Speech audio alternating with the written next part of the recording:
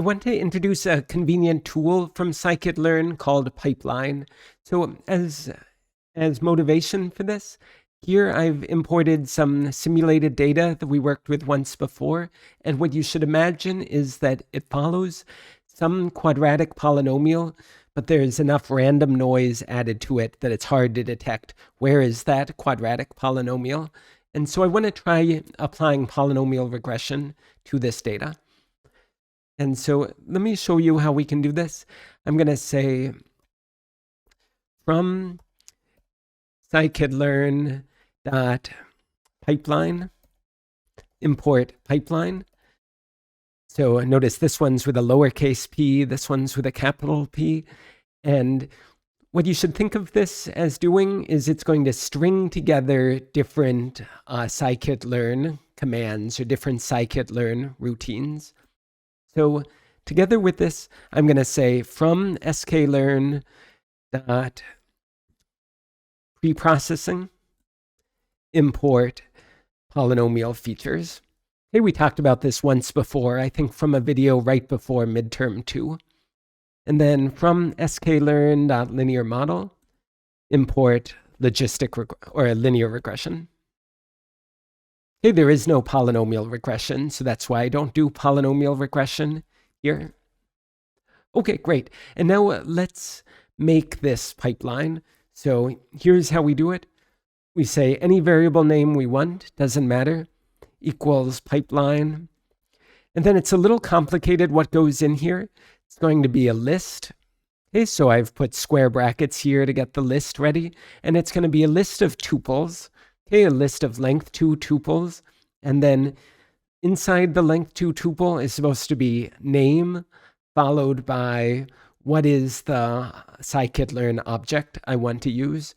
So for my name, let's do poly for polynomial features, and then for my scikit-learn object, I'm going to say it's polynomial features. I'm going to say I want it to be degree equals 10, so a degree 10 polynomial. And I want to say don't include bias, so don't include the constant term. So include bias equals false. Okay, so there's my first pair of name. Okay, this name poly, think of that as like this variable name pipe. Okay, but it's going to be the variable name for the polynomial features object. And then I'm going to do another one with regression. So reg is going to be my name, and then linear regression. Okay, and I don't think I need any keyword arguments in here. Okay, let's see how that works. Okay, looks good. And so let's try pipe.fit. And then I want to fit it. Inputs are x, and remember to use double square brackets, so it's input as a data frame, not as a series. And then outputs are going to be y. Okay, great.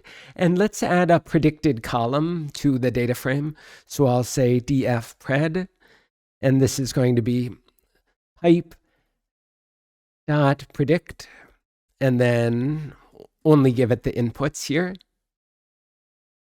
Okay, great. That seems to be working well. And so let's see, let me save this with the variable name c, this Altair chart. And let's see, let me also copy it. And so let me do, how about c pred?